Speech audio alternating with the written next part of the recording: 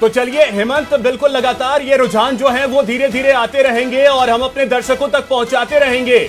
और इसी बीच हमारे साथ इन मुद्दे पर बात करने के लिए दो खास मेहमान हमारे साथ जुड़ रहे हैं।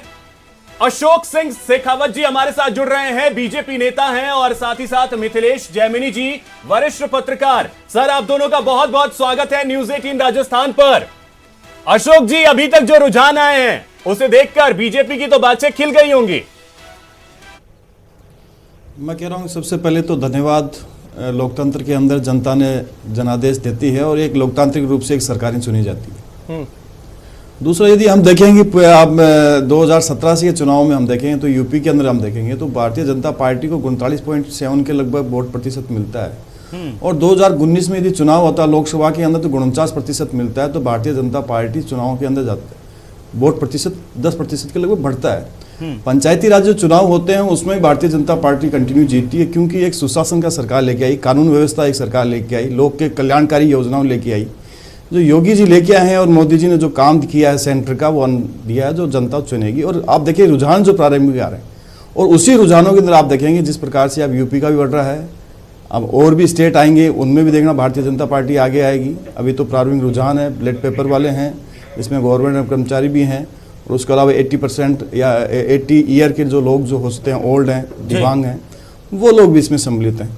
तो मैं कह रहा हूँ कि अभी प्रारंभिक रुझान है, जैसे जैसे आते जाएंगे बिल्कुल अशोक, और इसीलिए हम कह रहे हैं कि बिल्कुल शुरुआती रुझान है और शुरुआती रुझान के बाद में जैसे जैसे अब रुझान आगे बढ़ते जाएंगे वो वैसे वैसे तस्वीर क्लियर होती जाएंगी।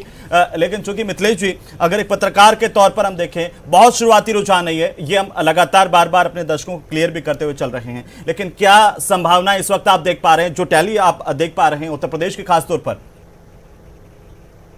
देखिए हेमंत जी, जो आपकी टैली देख रहे हैं उसमें तो सपा और बीजेपी दोनों एक जैसी हो चुके हैं रुझानों में। तो ऐसे में कुछ भी कहना बेईमानी है। और मैं तो ये कहूंगा कि शुरुआती रुझानों के आधार पर अगर आपने फटाके और मिठाइयां मंगा ली है तो मत मंगाइए, क्योंकि कई बार दुल्हन में बैठी हुई, जो मंडप में बैठी हुई दुल्हन भाग जाती है।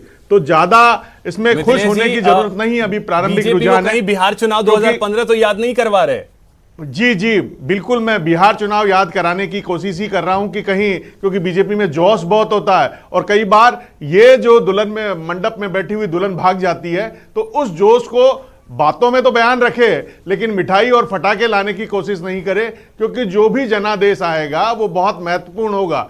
1% जो वोट कम हुआ है, किसी सरकार जो वहां पे सत्ता में है उसके खिलाफ एक एंटी इनकम्बेंसी होती है। और 1% पे हमने हिंदुस्तान की डेमोक्रेसी में हजारों बार ये नजारा देखा है कि सरकारें सत्ता से दूर चली गई है। तो केवल जोश में या एग्जिट पोल के दम पर कुछ नहीं, जो फैसला हिंदुस्तान के मतदाता ने दे दिया है बहुत इंपॉर्टेंट है, वो फैसला 11 बजे बाद होगा। लेकिन एक चीज इस चुनाव की जो सबसे इंपॉर्टेंट चीज निकल के आई है कि जो हमारी चीप स्पीक है, जो हमने इस लोकतंत्र का मजाक देखा सोशल मीडिया के जरिए, वो एक डेंजरियस साइन है।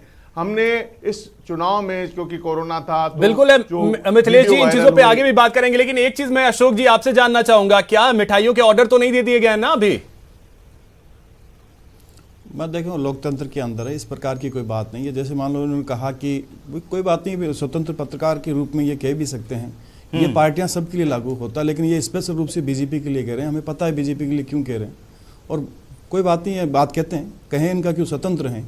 और जहाँ तक एग्जिट पोल की बात आती है, एग्जिट पोल के अंदर कोई संस्थाएं करती हैं, एग्जिट पोल करती है, जरूरी नहीं वो सारी सही हों, लेकिन उन एग्जिट पोल के अंदर भारतीय जनता पार्टी को यदि बढ़त बढ़ाई, किसी में कांग्रेस को भी बढ़त बढ़ाई है या बराबर के लेवल पर लेके आए, तो ये एक आप जो सिस्टम है उस सिस्टम के अंदर किया गया है। लेकिन आप ये देखेंगे कि भारतीय जनता पार्टी ने, आप 5 साल के अंदर यदि योगी जी का शासन देख लीजिए, आप क्या योगी जी के शासन के अंदर क्या उन राज्यों के अंदर नहीं हुआ? पंजाब की हम बात करें तो या पंजाब के अंदर कांग्रेस में कैसे टूट फूट हुई, और कांग्रेस कैसे किस प्रकार के वहाँ के मुख्यमंत्री थे उनको हटाया गया, दूसरों को रिप्लेसमेंट किया गया। आज कांग्रेस का ये देखते हैं कि यूपी के अंदर क्या कांग्रेस का हाल हो रहा है। हमने वहाँ रेस किया है, हमारे 40 साल से वहाँ संगठन नहीं था, उस संगठन को लेकर हमारा 5% वहाँ पर वोट शेयर हुआ करता था पंजाब के अंदर। आप देखेंगे पंजाब के अंदर हमारा किस प्रकार से बढ़त मिलेगी, वोट शेयर भी बढ़ेगा हमारा। आपको लगता है कि इतनी ज्यादा बढ़त आपको मिल जाएगी? 3 सीटें थी पिछली बार और अब जो है बढ़त होकर के आप टक्कर में आ जाएंगे फाइनली, क्योंकि एग्जिट पोल तो इसके खिलाफ ही जा रहे थे कम से कम।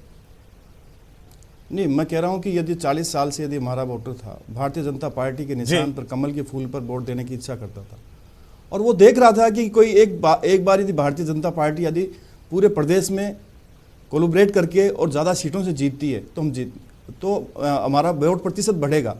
और आप देखिए जिस प्रकार की यही नहीं है, उत्तराखंड में आप देख लीजिए, उत्तराखंड की सरकारों में आप जैसे प्रारंभिक रुझान भी इसमें भी आ रहे हैं, तो उसमें भी आपके जैसे बढ़ोतरी भी आ रही है, देख लो आप कंटिन्यू चल रहे हैं। तो एक एंटी इनकम्बेंसी की बात होती है, वो भी इसमें ये भी प्रारंभिक रुझानों में मैं से आपको कोई चीज बताऊं, नहीं है। उत्तर भारतीय प्रदेश जनता में पार्टी लीड कर रही है। 20-18 का आंकड़ा चल रहा है अभी रुझानों में, अशोक जी।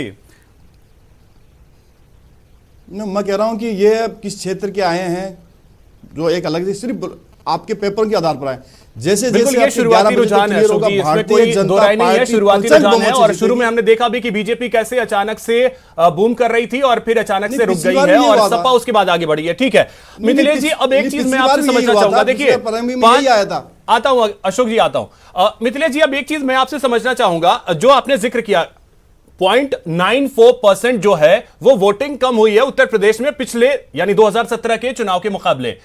क्या ये डिसाइडिंग फैक्टर हो सकते हैं और जो जिस तरीके से एग्जिट पोल रहे उससे बीजेपी खुश रही और हो सकता है ये 1% वोट जो है वो बीजेपी के लिए मुश्किलें पैदा कर गई हों?